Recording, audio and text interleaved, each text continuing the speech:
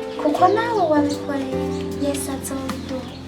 Ni ukuvuga ngo maze gushika ngaho Yesu aranyakira. Imbere yuko mvuga ivyo nabonye n'ivyo yanyeretse, ngira manze ndababwire ugukira kwanje, kuko namaze kubabarira igihe nari mugaye. Ivyo Yesu yambwiye n'ingene namubonye ndaza kongera ndabibasubiriremo. Niho rero bamaze kubona yuko bidakunda batumugika hanze, ntitugira amafaranga, papa yarapfuye, umuryango ntidufise amafaranga vyo kuvuga ngo twoje hanze. Muramwanje ankunda cyane, yandetse nk'umuvyeyi, Imana imuhezagire, arambwira ngo tantine, yakunda kumumagara tantine, ngo ndagomba kukubarira ijambo, ngo nibaze ko naho wopfa utokwidodomba ngo amafaranga ngo ntibamvuje, amafaranga araheze ngo tugende. Ni ukuvuga ngo nari incapable doto, nta kintu na kimwe nari nshoboye. Ni ukuvuga ngo njya mu masaro, yarakunda kumpereza indirimbo z'umuririmbyi yitwa Theogene w'umunyarwanda, akampa telekomande, akansigira amatunda ngaho, amata ngaho, n'ibinini ngaho. Nta kintu na kimwe nakora, narindira ico bamfasha. Urumva ugeze ku ntambwe yo kutimeneye itunda, uca wumva yuko nabimerewe nabi. Niho rero ndyamye mu makuse, ndagira iyerekwa, Yesu aransanga, arambarira ngo Nadine, ndakurungikiye umuntu kandi n'umukozi wawe, kandi agira gusengere ucukira. Akimbarira uko ndavuga ngo uwo muntu agira sengere ninde? Ko abakozi bose bananiwe, bitwa ko bavuga Imana bananiwe, uwo nawe ninde? Kumbe Imana yari yarungitse umuntu ava mu gihugu cya kure, abamaze gucumva muracibuka. Hanyuma rero yava muri Oranje, yavuga Ikiholande, Imana imurungika ahantu aha mu Burundi, yarazanye ubuhanuzi runaka. Ashitse asubiye inyuma, ageze ku kibuga c'indege, Imana ishimubwira ngo yantugenda. Murumva Imana kugutesha kubandanya urugendo rw'indege, icimururukiriza ifoto y'umwana w'umukobwa avyibushe igice co haruguru w'inzobe nyinshi, kuko nubwo mubona nirabura, imiti yari yarampinduye, mfise inzobe nyinshi cyane iteye ubwoba. Niho rero hejuru aca yandikako izina rivuga ngo Sabuyoboka Nadine Kanyosha. Atangira kwibaza iyo Sabuyoboka Nadine, je singira telefone, naho mba si wacu, ni ukuvuga nari umuntu atagira adresse. Atangura kuja ku ma internet yandika message, yanditse asanga yandikiye muramwanje kuri internet iri mu biro iwiwe. Niho rero yacamuha adresse yahari, agaca amusangaho bakaramukanya, kuko nawe yaramufitiye ijambo. Niho yacamubwira ngo tujane muhira. Uwo mukozi w'Imana aremera, mugabo muramwanje ntiyigeze amubwira ngo ndafise umwana agwaye. Nyuma rero niho baserutse muri saro, yari umugabo munini mwiza, bene data, hano kw'isi hariyo abantu b'akaranga, ariko cyane cyane ijambo ry'Imana rivuga ngo uwirata yirate ko yamenye Imana. Utajya wirata uburyo wefise, utirata akaranga ufise, ariko wirate ko wamenye Imana. Vy'ukuri uwo muntu mu buryo bw'umubiri yari umuntu asobanutse cyane. Mbona rero arashitse, arengutse muri saro, zanumva ngo ngo thank you my God, ngo thank you my Lord Jesus. Naje ndamwitegereza ni imbesire mva hejuru. Nta nico gitutsi sinzi ingene canjemo, je kuva ndi umwana sinatukana, uretse birya vy'abana batukana ngo wambwawe, ariko we naramututse ngo imbesire, kandi atumwe n'Imana. Mbona rero igitangaza nabonye, yavuga Icongereza, nanje nja mu mpemu mvuga Icongereza, ntigeze niga mw'ishuri, atari yamfite amafu bene data, ariko Icongereza gisobanutse kuko Imana yavyemeye. Amen. Niho rero yaca avuga ngo Imana inyeretse ko ufise amaguru atangana. Amaguru yanje yarameze nk'uko kwiza intoki zibiri, uru rureha gutya, uru narwo ari rugufi. Mbona araje buhoro buhoro, ashira ku kiganza ngo in Jesus name. akigeze gutya numva amaguru yanjye ajemo inkomezi, numva amaguru yanjye aranganye, numva ububabare buraheze, nje ndahaguruka ntangura gutazira Imana. Muri icyo cyumba turatazira Imana, turaririmba oya bene data mu ishengero ryacu dutamba, ariko iyo Imana yakugiriye neza uratamba kimwemo ukumva waryohewe. Uyu mwanya turanezerwa, turanezerewe cyane ku buryo nibagiye nuko nambaye. Yesu wacu nashimwe. Iyo Yesu yagukoreye ibitangaza birakurengera ukumva uri mu kindi kibanza. Niho rero hashize akanya katari gato, niho uwo mukozi w'Imana yaca avuga ati jewe rero ndagiye mugabo Nadine, ngomba kukubwira mesaje yawe Imana yampaye. Yambariye ngo ntusubire ku ishuri, ugasubira ku ishuri uzoca umugara kopo. Ku mutima ndavuga nti vuga uhetse hanyuma ugende, kuko mu wanje mutima icyo narashaka kwiga na kaminuza nkayiga, n'ibirengeye kaminuza nkabyiga, kuko narumva hariho musaza wanje nabona yiga atayoberwa, aheza kaminuza atayobewe adasubiramo. Ndavuga nti kumbe muri kaminuza biroroshe, mbwirizwa kumera nka musaza wanjye azosohoka kaminuza ninjira.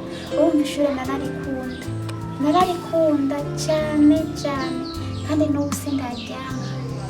Niho rero bimaze kumera bityo aca arambarira ngo Nadine ntuzosubire ku ishuri, ni sawa bene data. Amabekiye ndata sinababwiye ko nagiriye mu kugakinga ibekiye bene data, naraciye ahantu hagoye. Ibekiye ndata ibirato ndakura ntambuka neza, mvi Bujumbura nduga iwacu ruguru Makamba, nitambukira meze neza. Abambonye bose bavuga bati Bwana Yesu asifiwe. Ariko muri je hari ikintu cy'ishure, kuba ndiko ndavuga ko Imana yantesheje amashuri, abanyeshuri mu nyumva canke bigisha mu nyumva. Nimuje mwibaza ngo ndiko ntangariza abantu ngo bafise imihamagaro n'abaheba amashuri. Jewe Imana yampamagaye mu gihe canje, yampamagaye kwanje. Aba nawe naho Imana yabiriko irakubwira ngo heba manzu yisiguze muhana amasezerano utazovuga, kandi Imana ikongere kuvugana nayo. Hari igihe abenshi muri bino bihe aja mu masengesho y'abantu benshi, akumva Imana iravuze ngo ndagushaka, agaca agenda. Ndashaka kukubwira ikintu, jya ahantu usiguze Imana, wite kuvugana n'Imana. Ejo niyo waje mu gikorwa ugatangura igikorwa cyayo, naho uzohura n'ibibazo utazovuga ngo wa munsi Imana wavugishije Nadine ngo, wavugishije Naomi ngo, wavugishije Hosea ngo ariko uzovuga ngo wa munsi wambariye ngo, atari ibyo wumvise kumuvugishwa. Amen. Niho rero bimaze kumera bityo, ndavuga nti jewe rero nubwo nakize nashitse muhira sishobora kugumaho ndi umupeyizane, kurima navyo nzi, none jewe nje ndabigira gute? Niho rero musaza wanje yankunda rwose araza arambarira ati data nukuri Nadine ntushobora kubaho amashuri nk'ayo ufise, reka tugusabire ngaha haruguru uzokwiga lettre, ndagusabire n'umwigisha azoguha cours d'histoire, tuzana gutondana n'imoto kandi ntihari ahantu kure ntego. Buca ngenda ku ishuri, bwakeye amaguru yanje araba inyuma yanjye unyutse. Bene data kumugarira igira kabiri birababaza, n'irya mbere bitera imisonga, ariko kongera kugwa mu kinogo wari waravuyemo birababaza kurya. Niho rero bwaca nanyunyutse amaguru, mu fyigo nongeye kunyogomba, kuja kuraba amakaye sanga umenga n'umuntu yaturiye zirya mpapuro yacishije kuri pasi, kuja kuraba uniforme abaza amajipo ya poshe bombe, twabita poshe bombe, afise imifuka asanga inyuma hose haratobaguye hameze nabi. Canongera ndaja ngaho mbikimuka, mugabo mama aranyegera arambaza Nadine n'ibiki. Ndateba ndamumenekera nti mama kuba mwitsuku nase gukorera Imana. Aca mbwira ngo sindavyigumitsa ngo sindavyibikamo kuko sinisanduku, ndabibwira abakozi b'Imana mpita ndamubwira nti mama ukabibwira abakozi b'Imana ndakwihakana kandi baraguca mu ishengero kuri umubeshi. nawe ati ndabivuga.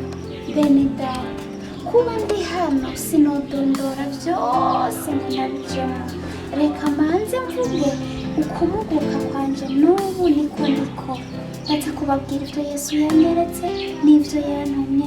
hanyuma niho rero ndi muri ubwo bumuga Imana yacinyongerera ko ikindi ikintu abafaransa bakunda kuvuga ngo dajute, inyongerera ko ikindi kintu bita igihute.